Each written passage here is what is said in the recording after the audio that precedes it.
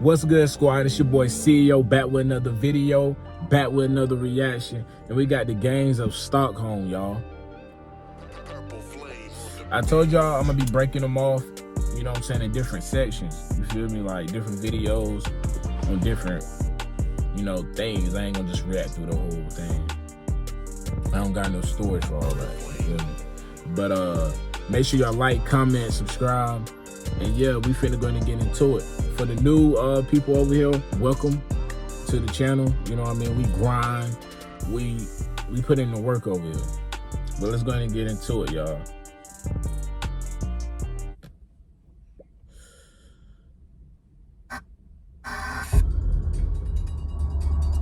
The wave of gangster rap in Sweden makes it seem like the gang problem has arrived in the country pretty much out of nowhere during the 2010s. And while to a certain extent you could argue that that's the case, the roots of the gang problems in Sweden go arguably much further into the past. Some concerns towards the social problems brewing in the Swedish suburbs have been discussed even internationally as far back as the 90s. For example, there's a 1998 article in the New York Times highlighting the ghettoization of a Stockholm suburb called Rinkeby, a place where the brutal gang war that we later discuss in this video actually begun. This was an article which ended with a bizarre romanticization of the hood, where a child would actually explain that the children all had stories about how their parents wouldn't let them party in Rinkeby and just how interesting they feel life is in these areas.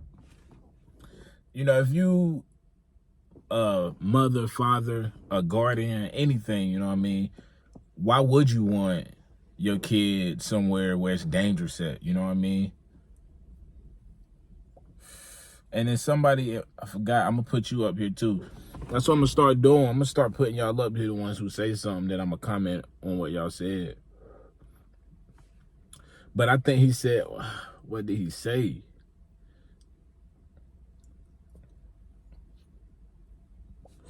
Oh yeah, bro, I wasn't saying, when I made that immigrant comment, y'all, to where I feel like immigrants, you know, they outwork us. I'm not just speaking in Sweden, you know what I'm saying? I was really talking about this world in general, you know what I'm saying? Bro, immigrants, they come down here and they really put in the work. Not saying y'all wasn't putting in the work before they came here, you know what I'm saying? But yeah, I ain't coming at Sweden. You know what I'm saying? I'm just letting y'all know that I had to clear that up.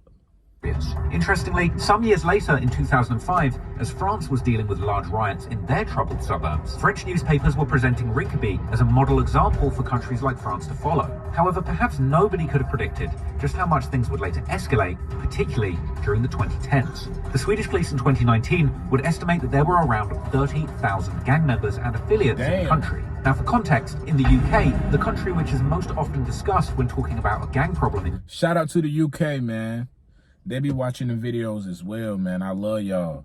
Sweden, UK, fucking Norway. I mean, that all ties in together, but I'm naming y'all by y'all Pacific names that I be seeing up there.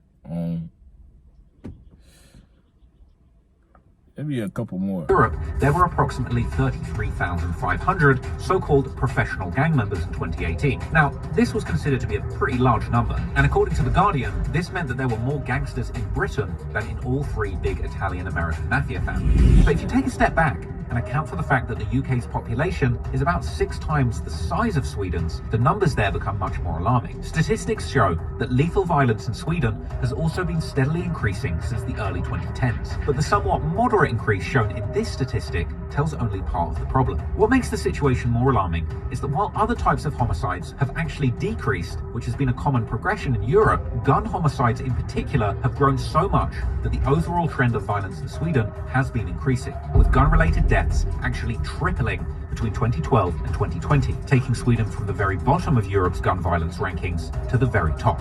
And now, only Albania, a country with decades long... Them boys in competition, they said, nigga, we was at the bottom of the barrel. We trying to turn shit up. Now they at the top. Y'all be, like I said, y'all blow shit up. Y'all shoot shit. Y'all, you know what I'm saying?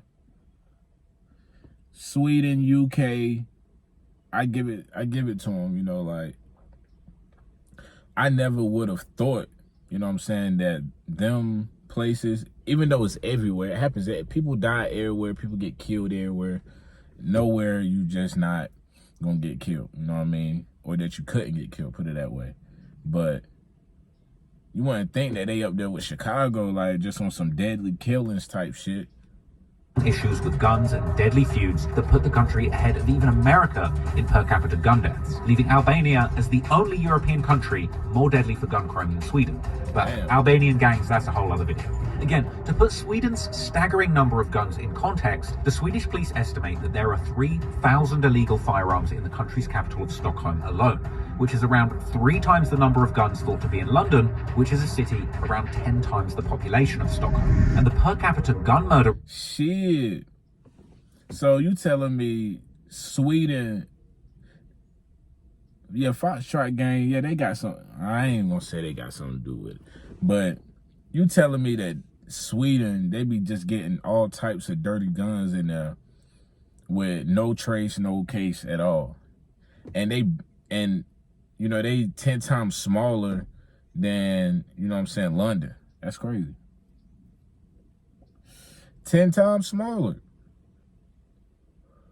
Y'all do that. Y'all do that in your head. Do the math. I can't even do it. I'm going to be honest. Not even going to try. That's why I'm telling y'all to do it. Rate of the Swedish capital is about 30 times that of London. The great majority of the shootings in Sweden are connected to organised crime, with the new street gangs being largely to blame for this alarming increase. Particularly, statistics show how the rise in gun crime correlates with an increase in drug-related crime that most of the gangs apparently participated. Moreover, the use of explosives by these gangs has also increased significantly, which has further resulted in numerous deaths and horrific news stories that make Sweden seem like it's in a state of civil war. I woke up at 4:40 from a proper blast, and it was one of those, you know, rattling blasts, like...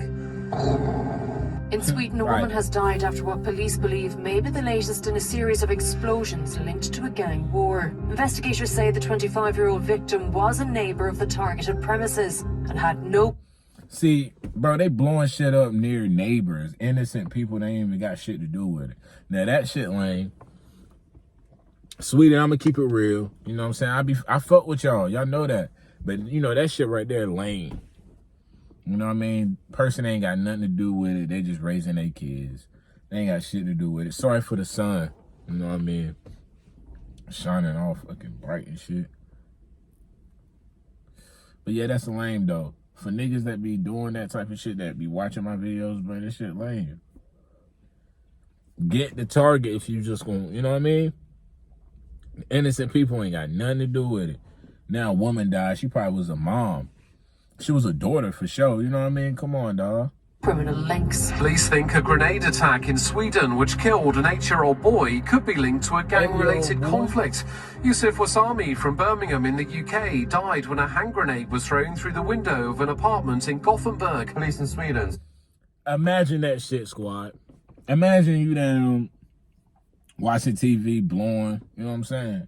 Chilling, probably getting some head, you know what I'm saying? Some shit like that. And a nigga throw a bomb, a grenade through your window, bro.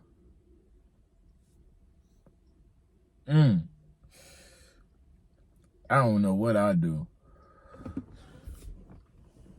Nigga, hey, throwing the, you know what I'm saying? Do my best, you know what I mean? But bro, y'all niggas is different over there. Look at this list of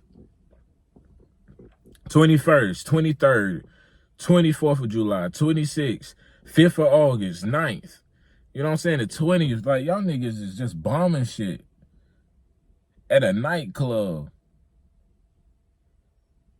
Throwing at a police. They throwing shit at a police van, y'all.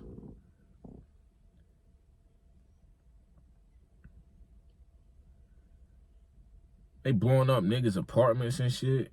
Say a man has died after picking up a suspected hand grenade in Stockholm. Swedish gangs have also been linked to shootings and murders in other countries like Denmark, Spain, Turkey, and the United Kingdom. Denmark, and the gangs Spain, are they be also watching. actively trying to establish their operations abroad on a more permanent basis, particularly in the neighbouring countries of Norway and Finland, where they likely have few rivals who can challenge them with equal levels of violence, as well as Spain, where supposed Swedish narcos have migrated there to be closer to their wholesale suppliers that allow them to maintain and grow their drug dealing operations. As the gangs have become an inescapable part of the Swedish society, the media has also begun to make increasingly detailed reports about them, including dedicated sites like this one from the Swedish public service media company SVT, where each gang is presented in great detail. It's almost like a corporate version of Reddit's Chiracology sub, which documents the daily goings-on among Chicago gang and drill communities. This particular site lists 29 gangs that have at least some operations in the greater Stockholm area, with some... Alright, squad, I know I probably,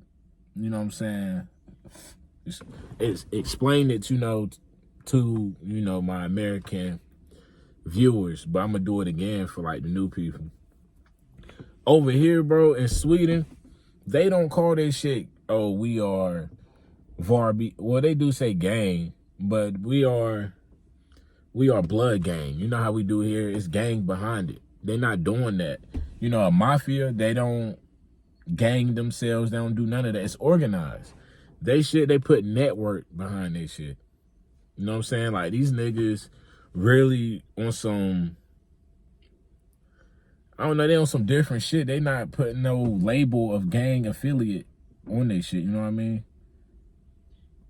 But, yeah, that's how they do shit over there. You know, I was like, what the hell is Vby Network, or what the hell is that shit? A fucking site? That's what I thought. I thought it was a damn site or something.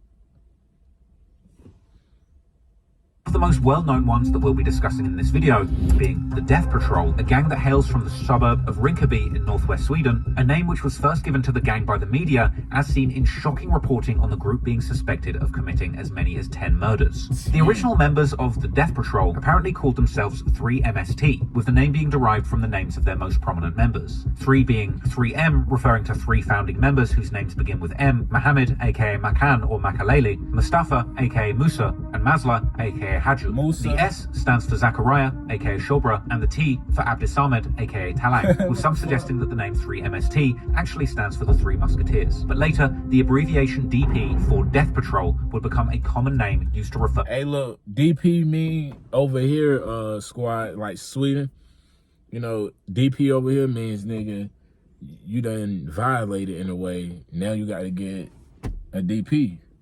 Then you got to get down, you got to fight. You know what I'm saying? That's what that mean over here. But y'all say that Death Patrol. What do y'all call that? If y'all got the discipline a nigga, like if a nigga, you know, did some shit that he wasn't supposed to do. He didn't know his paperwork or something like that. Like, what's the repercussions? To the gang in turn. Damn ass and shit.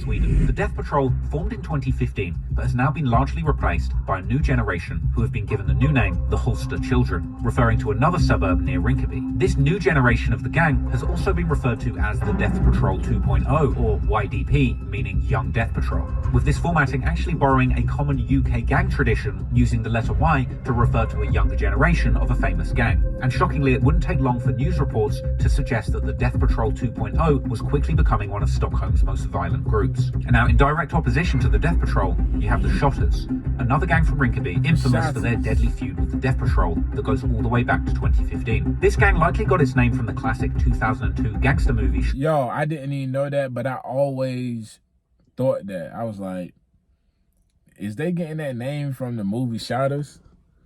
And if y'all haven't watched that, y'all make sure y'all go watch that. It's on Tubi, I think. Shotters, bro. It's a classic. It's a classic. You got to watch it. You gotta watch it. Shotters, which depicts 2 guys from the hard streets of Kingston, Jamaica, migrating to Miami in search for a better life. Some of the main names that have been associated with the Shotters are the brothers Far and Faye, aka Frankie, as well as Faisal, aka Indiana, A, Poi, Gucci, Hoods, and the rappers YASIN, formerly Yasin Bin, and Jafar Bin. Like the Death Patrol, the Shotters also have a younger generation who go by the name FLG, or Filterlösa Grabbar, which translates to something like the filterless guys, suggesting that in the streets, they truly have no filter. Later, the FLG would also have a split where some of the members would start a new gang called SSA, or Same Side Always. Now, as mentioned previously, there's another gang called the Darlin Network, which was allegedly the first gang that the rapper Einar became associated with as a youngster through a friend of his called Einar, man. I think that's Packy. Is that Packy? Y'all let me know. Why he covered that up for? But yeah, man, Einar, is this the squad? Y'all let me know. I know I'm already stopping. Y'all like, bro, just watch it. But is these the ones, you know, that was like, nigga, you got to pay me, bro? Is this the one Haval a part of? You know, like, you got to pay me, bro. You say you was going, you know what I'm saying, do this, that, and the third, and you didn't do it. I think that's how it went. The Einar fans, they would come in here, nigga, no, that's not how it went. Them boys act like they really were with him. Nah, that's not how it went. AI, stop that shit.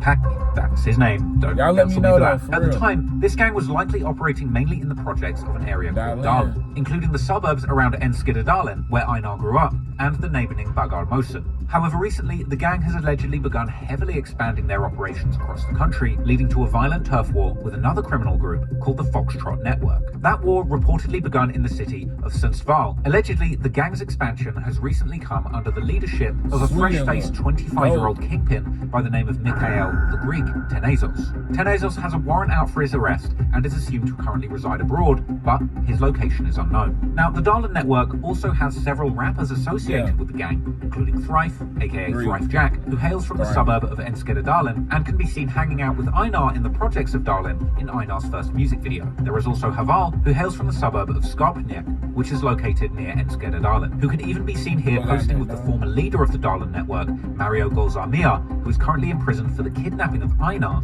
among other serious charges. However, Haval has also been connected with another gang who are allied with the Darlin, the Vby Network.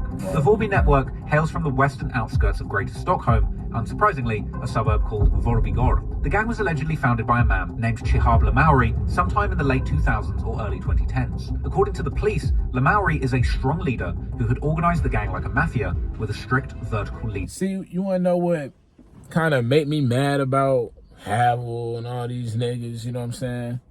You know, I ain't really got a problem with them, but I just don't like this shit right here. Like, most of these niggas, they was like in videos with my boy Einar. You can see that, like, them boy was fucking with Einar. You know, I'm like, yo. Then them niggas backdooring them, nigga dressing them up, trying to extort them. I'm like, yo, how y'all go from that to this? Is it, you know, shit crazy. Structure. Besides Haval, the gang has been associated with the popular rapper Sikan, who often hangs out in his music videos. This gang has had over a decade-long conflict with another gang from the same area called the May Network. This conflict stems from the early 2010s when there was another gang in the area called VYG, or Vby Young Gangsters. Although it's not clear if this was an actual criminal organization or just a fragmented group of out-of-control youngsters, what is known is that one of their members, named Mikhail Yokana, was indeed serious about making a name for himself in the criminal underworld. In 2011, Yokana was shot in Vby, but would fortunately survive, and it was rumored that Lamauri's group was behind the shooting, which may have had something to do with territorial disputes regarding drug dealing. According to the local police, from this point forward, the Vby Network, led by Lamauri, and the May Network, founded by Yokana, were in serious conflict, which would only escalate as time went on. After Yokana had been targeted in several assassination attempts, one of them injuring his wife and killing his friend, he would go on a retaliation mission that would become one of the biggest news stories in Sweden at the time. On the 2nd of August 2020, hey, you kill a nigga, female, his wife, whatever. Oh yeah, he gonna spend harder for his girl than he is his niggas, I promise you. I promise you. Because, like, if she really holding you down, she really, you know what I'm saying, doing what she, being a woman, nigga, he gonna spend about that, and that's what he did, bro. I know he did. Yokana and his two accomplices would drive to a gas station with the aim of shooting members of the Vby Network, but instead, they would end up killing an innocent 12-year-old girl who was just out walking her dog. Bro. This tragic event caused a public uproar, and eventually the men were... Yeah, see, this is the shit I don't fuck with right here. Like, when innocent kids, innocent anybody, bro, especially like kids though, on some real shit. Come on, man. Old ladies and shit. Y'all got to get y'all target, bro. Y'all killing little kids. Little ass kids. You don't even need to be spinning that apart. This nigga said, I don't give a fuck. These niggas killed my damn. I'm telling you, that's what he on. found and arrested. And during the investigation, the police would also uncover that the murder weapon, an AK-47, had actually been used in a music video by an affiliated rapper called Einar, who himself had ties to the May network. The music video, which was for a song called Blue Cheese, has since been removed from the internet, and Einar would end up receiving a 4-year sentence for the illegal weapon. Initially, it appeared that the Vby network would largely escape the situation scot-free, but soon it turned out that they were in fact suspects in another case that would end up making even more headlines. But more about that later on in the story. Together, the gangs discussed here have been part of some of the most brazen gang wars that have devastated Sweden's streets in the past few years, as well as blurring the lines between music and real-life organised crime in a way that has rarely been seen in Europe before. So now you know the key players and organisations that run the streets of Sweden, it's time to begin our deep dive into the violent streets of Sweden and the music that represents them. Going back almost 10 years to the Stockholm suburb of Rinkeby, where one dispute between childhood friends would ultimately lead to years of bloodshed that would eventually... Oh yeah, squad. For those who want to, you know, see the music reactions, I seen that. You know what I mean? Comment down below. It got to be English subtitles. Comment down below what you want to hear. I heard Dizzy, he dropped the whole album. I'm sure it's some English subtitles. I'm going to look myself. But other than that, y'all send me, you know, whatever y'all want me to react to, and I got y'all. Spread from the small suburb in the outskirts of Stockholm all the way beyond Sweden's borders, and in the process, launching the career of one of Sweden's most popular rappers.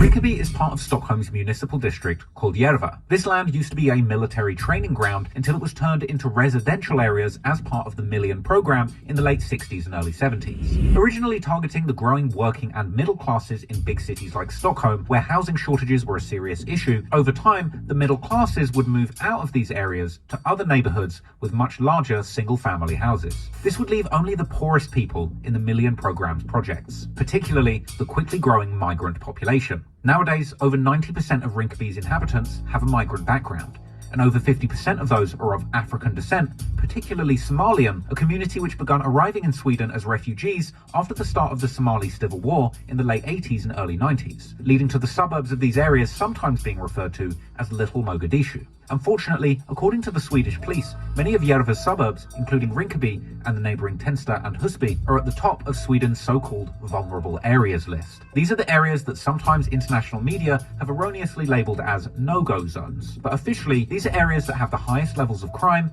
poverty, and general social exclusion from the broader society. Signs of serious social issues amongst Rinkeby's youth became public already in 2010 when large riots broke out in the suburb, and a few years later in 2013, similar riots started to spread to the neighbouring suburb of Husby, where at least 100 cars were burned. By this point, with rioting spreading all over Stockholm. It's probably... That's what they do, bro. They burn shit up. They burning your cars up. They blowing your house up. They doing drills on scooters, on bikes.